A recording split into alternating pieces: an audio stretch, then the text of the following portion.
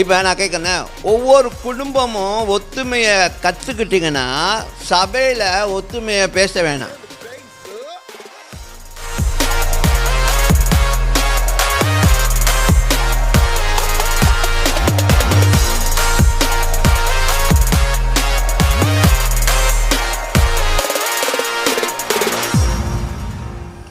யூதர்கள் எப்போதுமே அவங்களுடைய பிதாக்களுடைய பேரை சார்ந்து தான் இல்லை பேரை உபயோகித்து தான் அந்த குடும்பத்தை அடையாளம் கொள்வார்கள்.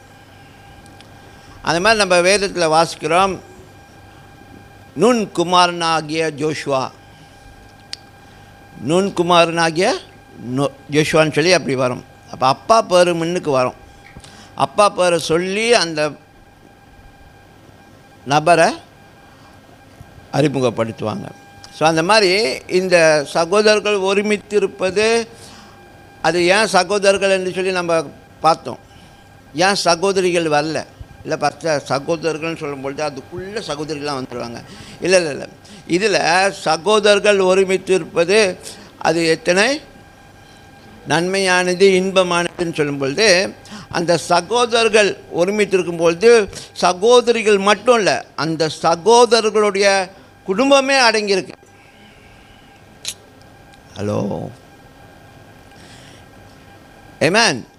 அப்போ அந்த ஒரு குடும்ப தலைவனை இந்த இடத்துல பேசப்படுகிறது. அந்த குடும்ப தலைவனோட அந்த குடும்பமும் இணைக்கப்படுகிறது அந்த ஒத்துமையில். மீன்ஸ் அப்படின்னா என்ன அர்த்தம்? Unity starts at home.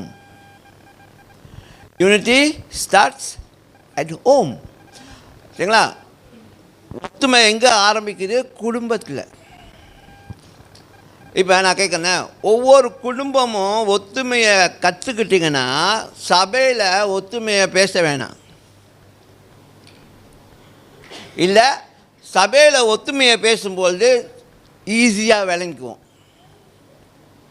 ரெண்டு காரியம், ஒன்று பேச வேண்டிய அவசியம் இல்லை, இல்லைன்னா பேசப்படும்பொழுது அது நமக்கு ஈஸியாக விளங்கிடும். இதுதான் ஒத்துமை அப்படின்னு. ஆமென்.